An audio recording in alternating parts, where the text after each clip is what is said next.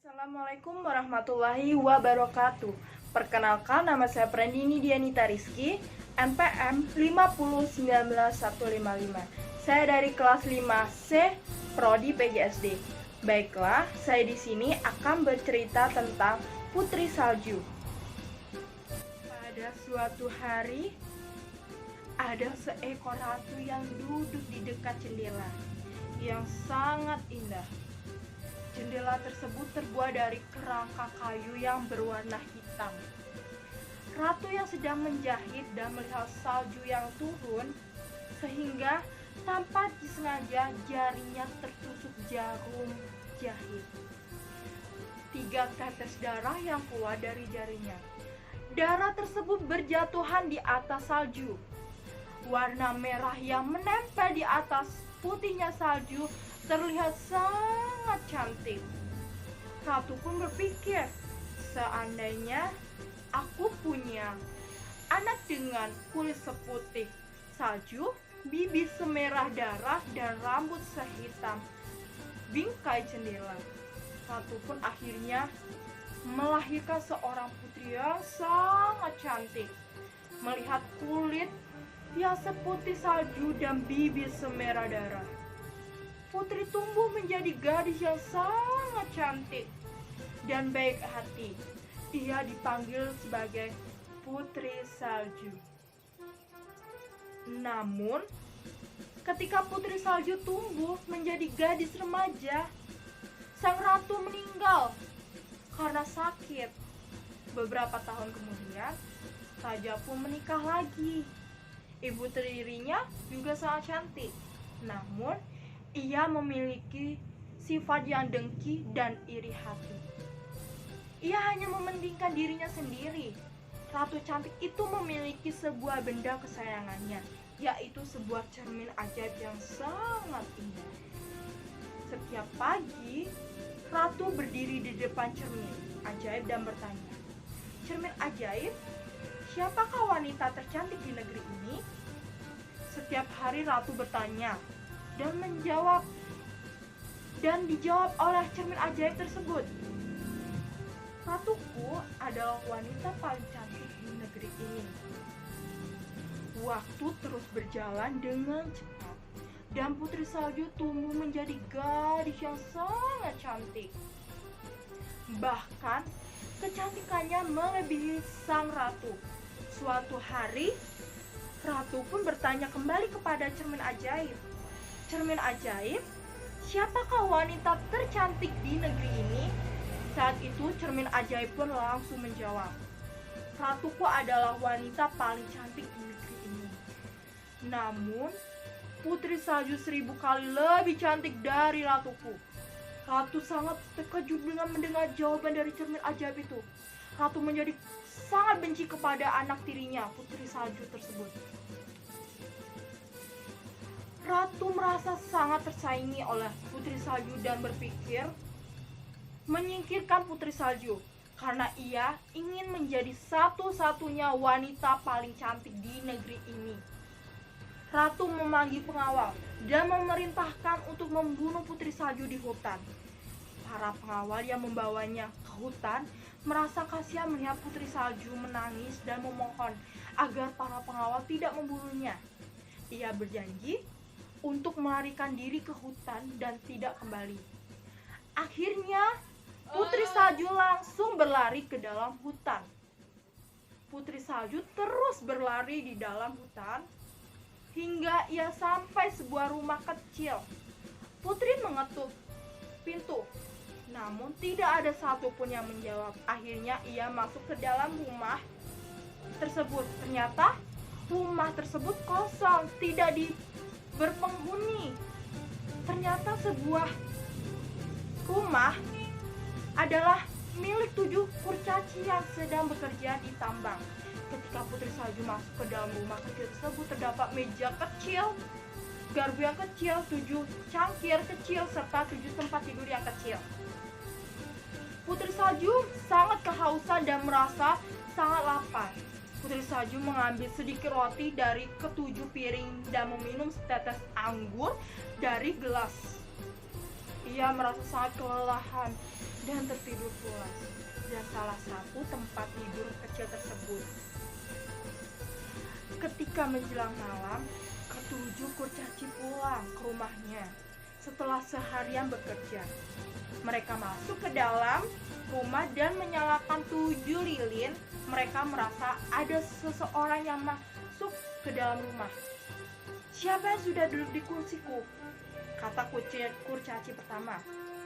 "Siapa yang makan dari piringku?" kata kurcaci yang kedua. "Siapa yang sudah memakan rotiku?" kata kurcaci yang ketiga. "Siapa yang sudah makan sayuranku?" kata kurcaci yang keempat. "Siapa yang makan menggunakan garpuku?" kata kurcaci yang kelima. "Siapa yang telah memotong dengan pisauku?" kata kurcaci yang keenam. "Siapa ya yang sudah minum dari cangkirku?" tanya kurcaci yang ketujuh. 7 kurcaci sangat penasaran. Siapa orang yang sudah masuk ke dalam rumah mereka? Mereka pun mencari, menemukan Putri Salju sedang tidur di salah satu tempat tidur mereka. Ketujuh kurcaci pun langsung menghampiri Putri Salju dan berkata, "Siapa ini? Dia sangat cantik." Mereka pun membiarkan Putri Salju tidur. Kurcaci yang ketujuh akhirnya terpaksa tidur bergantian dengan keenam kurcaci lainnya. Pagi pun tiba. Putri Salju terbangun dan melihat ketujuh kurcaci di depannya. Putri Salju awalnya sangat ketakutan melihat putri yang sudah bangun dari tidurnya. Ketujuh kurcaci langsung menanyakan siapa dia, bagaimana ia sampai di rumah tersebut. Putri Salju langsung menceritakan ibu tirinya ingin membunuhnya, namun pengawal membiarkan ia bebas dan melarikan diri. Sehingga sampai di rumah mereka, ketujuh kurcaci merasa kasihan mendengar cerita tersebut dan mengizinkan Putri Salju tinggal di rumah mereka.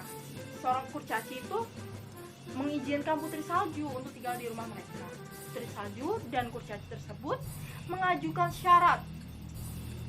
Putri Salju harus mencuci baju mereka, membersihkan rumah, memasak, dan yang paling penting, Putri Salju tidak boleh membiarkan orang lain masuk ke dalam rumah mereka. Sementara di dalam istana, Ratu sangat bahagia karena ia berpikir bahwa dirinya wanita yang paling cantik di negeri ini. Ratu pun bertanya kembali kepada cermin ajaibnya. "Cermin ajaib, siapakah wanita paling cantik?" Cermin ajaib pun langsung menjawab, "Ratu, kau adalah wanita paling cantik di negeri ini. Tetapi Putri Salju 1000 lebih cantik dari Ratu." Putri Salju yang saat ini tinggal di 7 orang kurcaci mendengar perkataan cermin ajaib. Ratu sangat terkejut. Ia pun langsung mencari di mana Putri Salju dan akan membunuhnya sendiri. Ia langsung tidak tenang mendengar jawaban dari cermin ajaib tersebut. Ratu yang sudah mengetahui bahwa Putri Salju masih hidup lewat cermin ajaibnya dan langsung membuat siasat untuk membunuh Putri Salju. Suatu hari, Ratu menyamar sebagai nenek tua penjual buah apel. Tidak ada satu orang pun yang dapat mengenalinya. Ratu pun pergi ke rumah 7 kurcaci dan mengetuk pintu. "Aku buka. Aku nenek tua menjual apel segar." Putri Salju berjanji kepada ke-7 kurcaci untuk tidak mengizinkannya siapapun yang masuk ke dalam rumahnya. Putri Salju hanya mengintip dari jendela. Akhirnya, karena merasa kasihan, Putri Salju membuka pintu dan membeli apel segar dari si nenek tua. Ia langsung memakan apel tersebut. Ia tidak tahu bahwa ibu tirinya itu adalah penjual apel. Apel tersebut sudah diberikan racun. Putri Salju langsung tertidur karena memakan apel beracun tersebut. Malam pun datang. ketujuh kurcaci kembali ke rumah dan menemukan putri salju yang tergeletak di tanah. Dengan wajahnya yang begitu pucat, mereka langsung membawanya ke tempat tidur yang terbuat dari kristal agar putri tetap hidup. Mereka sangat sedih melihat putri salju yang kaku.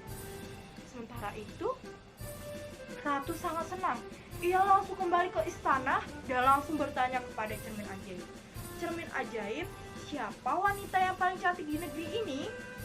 Cermin pun menjawab, Ratu adalah wanita yang paling cantik di negeri ini. Ratu sangat senang karena hanya dia wanita yang paling cantik di negeri ini. Setiap hari ketujuh kurcaci menunggu keajaiban datang kepada putri salju agar bisa bangun lagi. Namun putri salju ini tidak bergerak sedikit pun. Mereka mengira putri sudah mati. Mereka memasukkan putri salju ke dalam peti yang tertutup kaca dan menyimpannya di ruang tamu mereka. Suatu malam, datanglah seekor pangeran ke rumah mereka dan ingin bermalam. Ketika pangeran tersebut masuk ke dalam rumah tersebut, ia melihat putri salju terbaring di peti kaca. Putri salju terlihat sangat cantik diterangi 7 milik kurcaci. Melihat kecantikan putri salju, pangeran berniat membawanya ke istana. Pangeran pun memohon kepada 7 kurcaci untuk mengizinkannya membawa putri salju ke istana. Karena merasa kasihan, ketujuh kurcaci mengizinkan pangeran membawa peti kaca berisi putri salju. Akhirnya, pangeran membawa peti kaca putri salju ke istana dan ditempatkan di sebuah ruangan. Setiap hari, ia duduk di samping putri salju. Suatu hari, ketika pangeran duduk di samping putri salju, ia melihat kecantikan gadis dalam peti tersebut. Pangeran seperti tersihir kecantikannya dan terdekat mencium bibir putri salju. Tiba-tiba, putri salju terbangun dan ternyata ciuman itu dapat menghancurkan mantra jahat sang ratu. Putri salju terbangun dan menemukan cinta sejatinya. Pangeran meminta putri salju untuk menikah dengannya. Akhirnya, putri salju dan pangeran menikah. Mereka berdua hidup sangat bahagia di istana. Putri salju pun tidak melupakan kebaikan ketujuh kurcaci dan putri salju beserta pangeran pun sering berkunjung ke rumah mereka. Jadi, pesan moral dari kisah dongeng anak ini yaitu cerita putri salju ini adalah iri dengki hanya akan membawa malapetaka di masa yang akan datang. Sedangkan orang yang baik akan mendapatkan kebahagiaan dan rasa hormat dari orang-orang sekelilingnya. Baiklah, mungkin hanya sampai di sini saja cerita dari saya. Saya akhiri. Wassalamualaikum warahmatullahi wabarakatuh.